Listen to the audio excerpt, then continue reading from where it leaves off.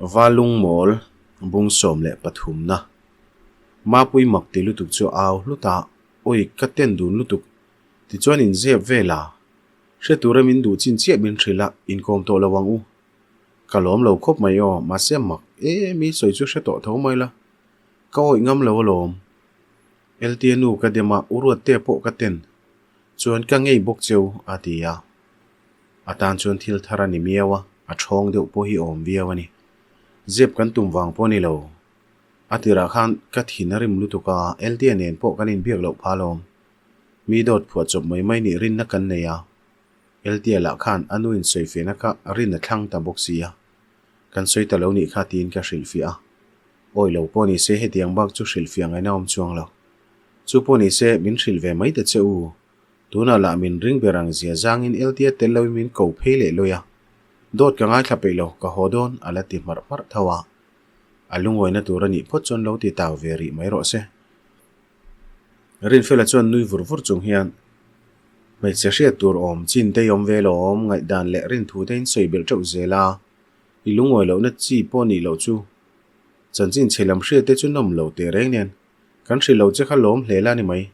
mai cheom chuni ni ve a kan duat lu tuk wang jok chelom kan je patia aner na samai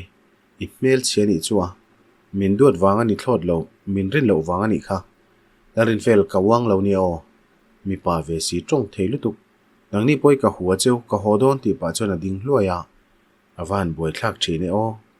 abana chon potin thu mai te hela hian anni ui re wanga ko che kan ni lo ke mai min ngai to ve ta che uru te thil ti kha soizui chiam chan tur kan nei lo ka chung te pon ni to hleinem ka lo ti ve boka ani lo jok boi poin nial kwal man kan ni lo ma pui po athu vele mai boka ma se atum lian viau mai thung rin fela chona zoom ken lai thlek vung chung hen hei chu shalo phot mayang chen pa pek lu lungai na hnem na turani hi ma se kan u she lo kan ti ngai do na ina chona chi lawang ma pui sum chu lo ngai to veng che khwe mo kan thu ru ri ngai don boka khoshana mel thre thadeu nei em I chung te poin an thre turani lo ani lo chon pek lu chung te hen an zong chu rang don lu tu ka ti a enge mo hleka zuan lo tel ve sek hi tha po ka ti lo kain rol ve don lo min ring ngai lawa in duang chon ti ro u athu shima hetia in chua san zong a thin rim hi thalo nia thin rim lai che rum hi nuwa in chir le na tura tam du kan thriani chon ati a ain la puitling le tlat to khoya chon nge ho se min ti a kan ine mo ka ti thin kha kan ina lo ni ngai reng hleinem bum na wangin soina son ka om thina thi se na point zom na kan nei reng lo ka ti chon beidon mel je thian min mela ma se a hre thiam lo ani kein thilfia ka tuma ma pui ve thung chu ka chung telama tang deuh hlata hau ti ti vau ti ti hian ho tur chu min nor ve boka chuak tarengot la engting ei omanga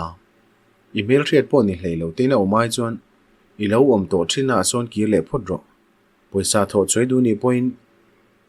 na tho tur te zonga nga nin dang mai do na lom thili thui de ngai to tur kan chen ho a chon a fing ber le thluak fim berin ni thina min zil tu le thu thatin reng min thil tu ni zia kha khatiang che khan nang ma le nang ma kha in fui ro mani zom thailo midang te zom tu thu thapui pui soi thini tiang te chia kha ini do na sin ati du a ka tong kam nge ma min khak ta ka chon ka tho hala nial ngai na ka sheder lo I thin rim na chawi ngai tu a khatiang tur khani lo reng I chung te point voi tam tak anon zong to che a an rel ru ha dan tu te ngai tu ve ta che I nau sen lai nan char chei ti tro chung te chu lom na chi ni chu char lo che sela chu ni thi dai tong chu an lo en kol to na che khamin ru ro ti ta seng ting ei ti ang I thluak kha mang ro a thlak ta ka che rum na chi po ni lo hi ati le a ka ngai dan chu ni hau lo ma se soi dik veka niala har khom mai rin fela chuan in thiam lo mel pu deuh lek chung hian chulam chu nakina kan soi donia zanina hi chon alom na ang reng kan nei photang hei ka hlo la lokin ka leivek to intana ti ke ni hi mapui in lan nutling phun chiar vel ri lo mai te ani no mati a kan ve zong he nang lo tang ani bere ka in lak buitlin wang ani hleinem thu di ka lom ka soi ma se in ro rel dan hi ke chu tha ka ti lo angai tu toi thak lu tuk lal pek lu poi karinai ni lo mol ifin na khami tan ni lo in nang ma tan mang ro LTA pasar mon thadeu deu soya zom le chong si lo gan ti thinang thau kai ni hi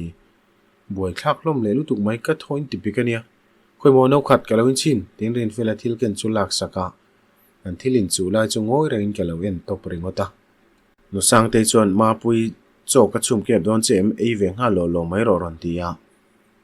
alo thleng deuh chau ni khan ka hresik khwa lo thim le deuh der to lo male rin felan kha da la ei don chon rong wa bol pui ro mei che ni hi hril chop ngai vek lo te ati la chon ino mem ti ri chu kan hre theya kan hu oni tlatin ka hria zaizir chon ka thian te chu beng cheng lo turin ka hril nga la ka lung chu phudup dup maya nu sang te chon ome lo lu ro tina changa kanu chu ni chiang mai rin fela chu rang je thiana thowa bolin kong khar chu pothong in lu tur chon min hril zuya ma pui hlau thong po chu lo phi ve sek bok mui phun hian lu te che biruro atia konu lo kal chan chu ka hre chak deuh tlat bok sia ka thian te pani chu che lo turin ka hril te te ya pindan kong khar lam chu thom dim theng ber hian ka pan phei te zoka an trong ngai thak ka du wangani nu sang te chon lo thuro pek lu chin jong mu te mati le a aum dan le okipa ngai lu tuk chon ngai te lam lamati thalo thei mai don alom rin fela na thokhi alaron holo mi chuna la khanin in kal thap mai bok sia voi ngai mo lai chu koron kal man alom pek te chan chin thria tin la nei mi lo mo kamang ang lu tuk hi ka thi thei hial donin ka sia au te thin rem la chon zona ngai to lo akal hlangam om lo e mai alo hole mai angan titlat mai bok sia khwange mo kalang le ma pui te na kal lowa LTNU nen po kanin bezo chawa engman thre bok si lo kan chung ten jong jong po kanin kual vek to a ma se tu te ma tlo lo kanu chana timul mula kaloen seru chawa hodu ri lo po ni la kanu tal hi chu kom na hrila thang em o midang chon min zon pon tum to lo ti thleng na soilang veka nok min lo tiru hle to ni don hi ma se mani deuh lok atang khan min huwa ta zuala kani na dik tak she dai to si nok min ti thar thut kham mak ti na kanei deuh tat na sang te po chon dot soi chu nuama ti big lo niang atong chu tim ve deuh ti ka she theya voin chu ka bazar ka tia ka hona po la rei lo rin fela la ban khur lai na in hlo le da ya pe khlo chu lo kal po ni se kong khar kan kal vek se hoi hai ngotang ngoite ma pui kha lo min ka hria i du chon zot ve reng reng la tin pin dena chona ron lu ta kong khar bula ka lo ding reng min hu chona ding chot mai ku jung chala ka hmuai chuk tu chung chuan lu ka lo thin khum wata kom dan tu rain thutluk na kala siam thei tlat lawani min thlek wang nuwa chon boya ma pui neng kha lo chok lok te u pek lu nu lo kala abedu cheu ni hmela ti ve mai boka ka thohuai thei hiala lo ma pui chu min ron en chung hin an ner na nga dot soi tur chon rin tlak lo ve e mani rin fela chon lo koro iron chu ve lo chon rin hel tur number 1 ni ti na ni mai lo ti le a hei hi chu ngai to om mi lo thung a chuan hu chon kong khar chu ka pot khar wata an tu soi shevek thei tur chon ken siam tha sau sau bok engma chen an ngoi nuwa chuan thudik min thil turin ka ngen ma sadu chewa hetiang thili in je pui chi poni lo ti thleng nin thria thiam ka ring tin bula chana ka chen te pani chon ngoi kar mai kanui na soi duang te soi zo chon rin fela chon chuna khan kan ha thona lo kala pase kal le na tur soi du tlat lo poisa pu muron dila kalo aktam big box silo nen zani ka pe ya ngai to su i soyang khan pan tu dang nei chuang lo alo ho vele mayang a thin rim thut kharil ru fim lo deu na tlan chu ka a in chhir to ang ati taw ve lak lo mai ni karing ati zung zunga thukhu deuin kanu hne matum ti ka hre theya omzia nei don em ti phei chu ka hre mai big lo kanu chon o thian khara anu ul chu thu patum ve hle ni zana chuak khania amut te po chuak to do na sin cheng zani chau te chon thil tam tak lei theina aril tram ting na sheloin mi thil te ru mai ang ti te ka hlaw lo ma ti chuan manin khoi na ka nei thu ta ka mit tui chu parol chau mai ma pui po chon ngoi reng chu nuam ma ti big che lo niang nia ngai tu su ama chau phei chon khoi ama kal lowang henglai vela hena biru kwal vel mai ni karing kanin takhi chu la ron thleng mi lowa alo kal chuan kalo hril watang che lo ti ve boka ka biru na soi chok don tamai mo ka ti man tlan chona tur zongin ka hoi kwal na samana lo sonu pheng phung su chu o atong thui chonen soi ok le vek mayang kanu bok chuan rinfel azani puk chu ka lo rul phot chenga aron di le chu chon hei lo pedonia ma se ka pek che ti soi lo la that ka ring au te phei chuan hre sen lom lo ngotanga ti a kamit tui luan na ka biang chu lum thlapap mai kanu chau hi chuan ka om na le ka thil tum te hria se aril ru te ponom pha dewanga apoi do ne mani le ngai tua chu thut nei niom takhian ma pui chuan a u te la ka zep kher chu nge mo tu na le an ngei hle ti na ni mo ni chin la khan chu na ngai to lo thu khai soi khan ka hria han soi chiang deuh te atia ka rel ro zo na om renga ron soi chuak chu ka lom kher mai ka nu chu ngoi le wang phota thu dik tak soi ro ka lo ti ru mol rengota ka shebik lo mani dewa tang khan ruat te ne hen aning khak fowa a urui khana tum lo to pa soinin ka hria a thil tia khan in chhir anga oma du lawa a in ti pa lutuk thini buai thlak dewani in chhir te tlom nai mon ti tlata mi parwal zing om hi ha thlak asin engman soi thadu ngai bok si lawa thil tula po ando pa dom chuan ngai zel hi ka hne lutuk ati ve maya ka ngai dane roni ve lem lo rin fela chu lo in rol wata poisa hi chu kala don lawania a thian pa mangang ka tran puina ni kha in rul chi poni lo a thu shima uru ten he ti taka pek lua hotar ta thu ti chan le wang te omani lo mo atia ta lo ner soka kanu hian khang thil te ka hriat le hriat lo ka chiang mi lowa a lo hre lo ni chuan a ril run na bel sak kher hi tul ka ti hran lowa ma se ka thian pa so dem ngot chi poni chuang lo a thlawang hawa tum na ve maya nia kan chung ko mol phona ti lam chungai tu le du top lawang pin dan le lama thu te chon ngoi thapa kanu son a hre to chiang mai a chan lo wang chu ni karing rin fela bok chon an thil ti sual kha zep theini hleinem pek lu kha na lo soi chu ka ni poina thiam lo ni chuang lo mi zong zong hriat to kha nia a u ni nangin a hau ve ni maya anen thang ve reng ani kha a ma dai khan lo hril to niu la chon he tiang em hian a tur na lo tur ania a hriat chu dan la kha pa ngai taka in hril fi ani bok si lo ati le zum zunga adikalom hril lo kan tum po ni lo apui tlena thil tak tak a hriat thiam hun kan nga ka ni ber zoka apui tak tak ani isoi anga en than na kha chu kan nei ngai lo ka hrin te ai ma hian ka hmangai zok ke moti thlengin ka in zot thin zok a sin ro te thil te lo hre ve vek si kha in phen nan a soi chu sak ta mai nia ka nga ya apoi ti bak soi ngai na po ka hrelo kanu chona ti ve tange nge a ma se thu pala nei mana ka pa ne nan in hau khan ka pa point soi chu a vo to ni kha thil lang in thu palom chiang ani urwa te thuru ka lo hre ru wang chawani lo tuna kan buaina hian chan le wang ril zo ko me mang ka u te du thu samang che in ka chu san lak lo to bok sia engtin nge ka hriat chu ta kang kanu hian chung ko thuruk zong zong a soi chuak du don mi lo ti la a hre chiang ber tu kania kong dang ka da pangai ni engengemo soyan ti ti le nu chon rinfel poisai chu la phot te pek te tan point thla hrunom lo dewanga in tan phuri ta ni tur kha ka ngai ngam lo ania trul dang om te ni tak len ron soi le mai donia ma se ke man he na chau o ka kal na tur soi lo win ka chuaka ka va phei photange kanu chona ti a kanu tak tak ani lo ti hre to mai la min ho san tur chu ka ngai ngal ngot peka ma se rei ni lo ka chung ko tak tak te po ni lo le fasha kani ti musit taka min thril tu te chung ko ania ka ngai tur ani lawang kanu chuan hu chon rin fela chu kong khar kal ngal turin ka tia aron kile thutani point biruk man ka duni engting e kan ti don ke chuinu kha ka khongai nia a tra la gan ka mit tuite lo tlave ma pui chona tia no sang te po chon ni e fine nei huna chau nu le pa te mai na in the thiamang peklu ke chon hole phot lakala ti fanani inu khan thako chunga pai lo che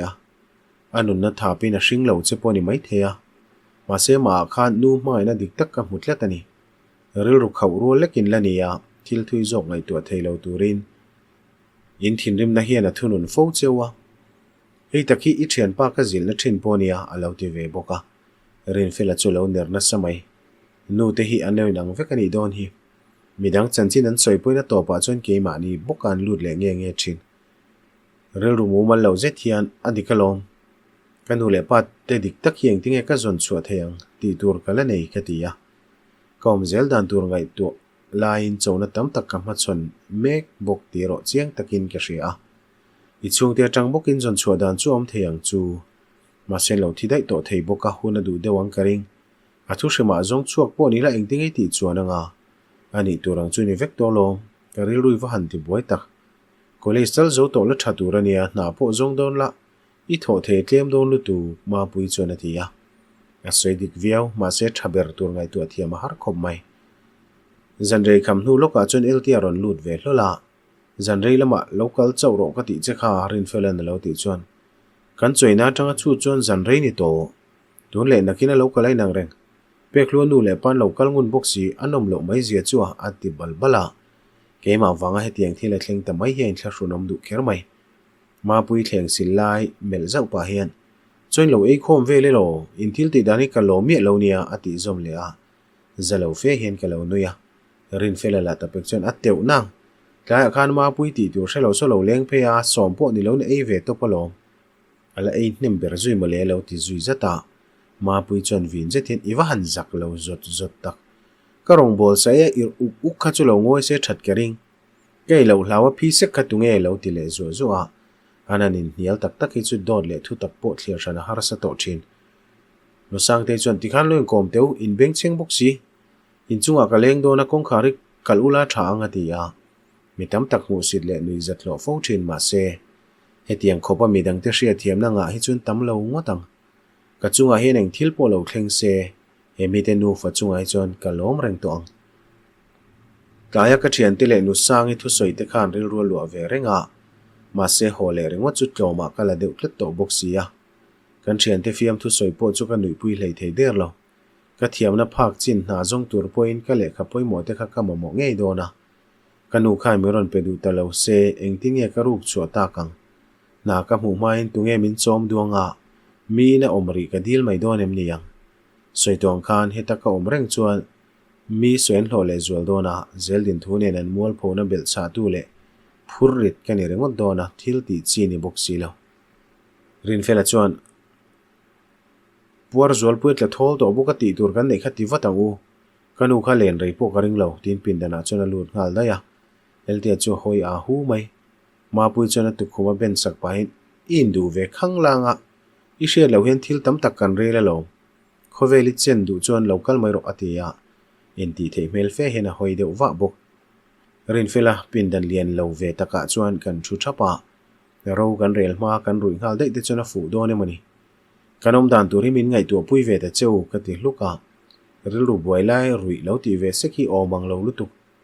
rin fela chon ol sam fe hian mola ngoi mai te hei hian thuak ati fim do na lom kan ngai dan te chu kan soi vek to thu lu na siam tu tur chu nang mai nia pa pui tui vala le lokte atia athil ken lai chu thli zui ngal mi a peidong je thian ka thoha ka min ti hliman tum dan hi dik lo ma se ka mang an ber lai ka pan ngam chen parin fela rem hriat ve ta na ni miawa lungoi lo tlet chi poni chuang bok si lo ani an no chan pol tu thau chon tlak pop pop hloma ke ro chu ka thut na nga ka la thu renga ka in turan da chu ka mel reng rengot rui thei thil reng reng khoi lo turin ka in tiama mani thu tiam ngei bo che tu ni chu pa lo ka ti du ngai mi lo ma se ka ni na ni tla thi haider wanga ti danglam thei ni em eltia chuan ka dara ron beng thak thaka kan nor lui lo che nia ma se ngai tu na ti toy ve a rui hun lai takani i thil ton hi ka soi nep sak chenga ngai lo la hetian ngai tu wak wak hian achin fel sak don chong lo che te ro chiang takin ka soi thei thaber tu ni ishia tang khan irilu siam topla chu ti hlo thingang che ati char chara azin ron hole no tang khana puitling sut ni mai hian ka ria ma pui chuan eng po chu ni se ino hi tlak ve photte chuan ti deuh bol photila ro man na siam te po ol zo kang thluaka fim lu tu ki chuan kan fim khurma ma zel tin kan no chumin pe a ka in chak lo ve e mani ma se fasha chung te po nei lo ka ni a lo in lak fek fon vak po hi nge tang kai na kani na dik tak ria piang in min musitanga nunglama tang in min nui tet tet thawang tia in thiam chop chung chuan ma pui thil ken lai chu ka lak saka tholowin ka tlak ve mi a rin fela chuan kan hnunga chumpa hian thoro boruak ta cham hian in let ngu tange atia azial zuk lai chumin pe ngal bok asoyang chuan ka tho chua khoka ka wak zui thot mai le ngal eltia chuan nui kur chung chuan a in tur chi chu a foi ni na tang hen kan zal rai zelania ti khan nakin dewa i trap lenga alo tia ka hak deuh nge ka dang la chu thi phlur le ngala ano ni na tur chuan thli khat le ngala ka hu phur to khermai ma se amang khan in thiam lo na ka nei me lo chu mak ka ti dewa ka in chan hian a zir ema chu wang te po chu ni mai theye no thum na chu lemanuam ta zai mai ma pui in to su amang khan yom le vai chuan inu sona dol to nge yang che ka tia a mei chia ve si du ambera tangzia khaplo chona rui boi le nge yang I cheve ni chu kapur lu to ka rui po ka rui theilo hi rivel ka in tur khai pol dal lui chiang ala ti pong pong zuya na buai thak thin thu tak mel zet yen el dia chon in noi chan tlat thu bua lu tong u pek lu ke chu hole phot la thaberin ka ria thin thok thu ti kan veng zo lo fo wa wa se kan ti suala khan cham reng lo tur tu te po hian thil kan ti sual thei veka in lam le ta sim ha sa piang te hi mi fing chun ni mai ati a kanin hial le ngei do ne rina nge in ma pui chen lo hial ve zata ke chuni la ka ho mai ri lawang inu kha chu khoi viau mai la I u de so ka ngei tla talom zon pon zong pe to lo chenia I du pho chon in hlona tur te chui mo me mai rin fel ai ni lian zo ka chak poi chak zok dai ani pon chhor du te chon nang te chon nam musai angini natia ni chin ka chon ho turin min ti tu ber khania tuna la ho lo turin min ti le boxia arui ril rup ko e chuak le don ani pek hi ka khap fak faka ngai to na chu toy deuh tuk ni hian ka hreto rin fel po chon idin hunain ding ve tai la engtin ye ka tiang ka ngai to thina thutlung na siama har khop mai nok kan ti wang chen ni mi lawin ke chon hole phot la tha ka ti I seng deuh khan I chan chin kim chang e hredu tak tak ani chuan inu le pa te so hre chiang ber tu tur ten ni maya yom thei tangang lo ni poini tan kanom renga lo ma lo ti ve boka ka then pa tong kam chuan ka nuk ati ul deuh tleta tho ka la ham hama ka chap tur ani lo hole tai la ka u te son min husit zual sau dona ld I chung te khuwa khan ka chho ve top mayang ti dan dan om mayang ka ti dewa khoshana te po chung te kan nei ve nuala pase ka chung te min zon chu mi lo na tur huna kal ka du kan bo ka du ka hre thiam ri lo in le phot me u ka ti taringota ka lei te chu tot deuh tlat le ngala he tiang hi arui dan tur ani chuan thil shom takani lem lo hi a kan ngai dan te chu mu mal lo fe hian kan soi ho ve zela kan rol boring sot khom mai rin felan trong zoi deuh te u in chunga tanga kan thoman thret voi chuan kanu lo chu kanga in ngoi thap mai ang o hati chuan zia kanan thu ve dewa ma se rei kanin thunun hlei theilo zanina rum horo ka tina ni chuang lawa ma sei tu manga tlan bo hal ngot ka chu fu lo I soidan manga khan inu le pa dik tak zon choi tum te ni mailbox sia inue matal chu biak tum photte eltia chona ti le a soi ta ka chuan ka rel ru po alama hian a on tan to ti ka hre theya ma pui chon thle hu chung hian lalpek lu inu le pa te chu zong chuak po ni la ingte ti ngei tuma I chhuat chal do na mi atia chu tiang chen ka langai tu thleng hlei nem tuna kom dan tura po thu tu na kala siam theilo nia min zot lalu tuk te ka chan lai chuan ka thenu zo na chu ka ngai tu zuya eng wanga zon chhuat du nge ka ni le min du lo wanga min kal san to na an pom tlei po ni lo hi min pangai thut lo topang she lo line khat don chu kan lo in zo der to a ld pathian om ka ring lo ti kha ka pom ta khop mai alo om tak tak ani point khongai na le mangai na khat pathian chu ni theilo sim shima abulle top thlenga shelok vek tu chuan hetiang tur hi chuan min siam lo mai tur ania malam hun thlir chunga kan hlim hi aphal thlot lo aniang heti zong hian kan nun hi kwa her ta ni hi lung oi lo tan lom thu hril chan turom lo tin lu ka thing dar nara ka thian pa po chu lo bu ve zau mai ane renga sin ka hlim lai le van nei na ka don lai chuan faka har hlei nem ma se kan ti sual po ni lo nu le pa te ti sual wanga min tor tir ve khari mangai na ka ti theilo kan mai te chu hlim turin kan duwa thil thalo laka po kan veng ram jok thine lo ti ve a ka chana hian kalungoi theilo ani mai in thre hare mai a kain khom ngai mi lo chan le ka duanga ka nun chan hi tuna chon in thre thiam ve tong chu mi te kha in an ve khang langa in din hun phe sakin ni meu chon ke a in tur thiam lo jok dei ni hi in neb lutuk rin fela chon lo ti ya adik mel veo tu ver hon tu maka tho chon ka pai phei chara ma pui chu lo nui na sakher mai e voi ni in na chawni sia ila rui thiam lo ni kha va buliam su o char tur chakanom big chon lo hi ti pa chon zu ruak chu khum hoya alum lota ve bok che hiana bo ruak thiang lim te va hip te I luak le wakang tin ka chang le ta ka lungai nei rui bo pui mak ka du te reng nen ka hrian na har tlat mai chu mak ka ti dewa ka la rui tok lo jok pon mai thei ani la chon luak ti vel kha soi reng su ka in sum ram ani hi o i ho don tho chon zanin hen ho jok la thalo mo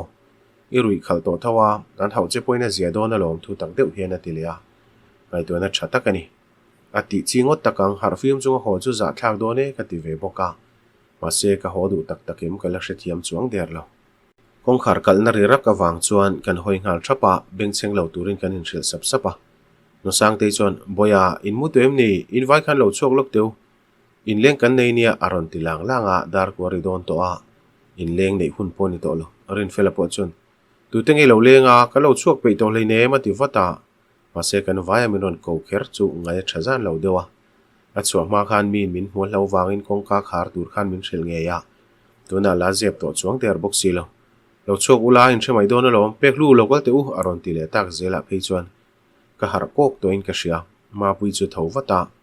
kong kha lam pan chana pheidan dana ma se lo ki le rang kher mai peklu inu le pa te engthing kan ti don yom ting hre chiang lu tuk ati sur sura ka ruwe re zawa ka lung chu phung hal don tota ka thian te meron din nai ngal thap chu ka mel kwala ka ho du lo ti che ka soi theya an mit menga laina na lang chon ka nu ka tiul deuh tlat le ngal a ma lok kha chon ngai dan te soin kanin lak pa ve te reng nen zo te no dan che pang ni mai hian ka in ria ka in lainat ve e mani